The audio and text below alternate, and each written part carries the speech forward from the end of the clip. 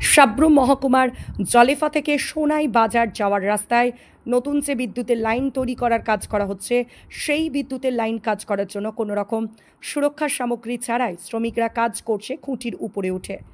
সেখানে দেখা যাচ্ছে শ্রমিকরা উঁচু উঁচু বিদ্যুতের খুঁটিতে কোনো রকম বেল্ট ও হেলমেট এবং কোনো রকম সুরক্ষা সামগ্রী ছাড়াও কাজ করে চলছে।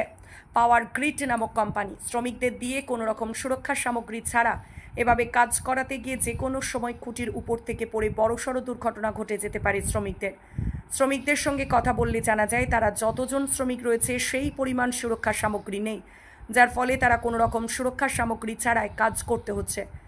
এছাড়াও দেখা যায় এই কাজ চলাকালীন অবস্থায় কোনো রকম সরকারি আধিকারিকদের সেখানে দেখা মেলেনি কাজের স্থানে। এ বিষয়ে শ্রমিকদের সাথে কথা বললে তারা কি জানিয়েছেন তা বিস্তারিত শুনে নেওয়া যাক। কিসের কাজ করছো? Electrical 33 sir. তো কতদিন নাগাদ কাজ চলছে? আমরা তো এসেছি প্রায় 3 মাস হলো। বছর খানিক থেকে অনেকদিন থেকে কাজ চলছে। কোন কোম্পানি এটা করছে? পাওয়ার গেট। এই কাজের সাইডে কোনো ইঞ্জিনিয়ার আছে? ছিল, এখন গিয়েছে। তো তোমরা যে এভাবে এত উপরে উঠে কাজ করছো, কোনো রকম বেল্ট নেই, সুরক্ষা সামগ্রী নেই, কেন নেই?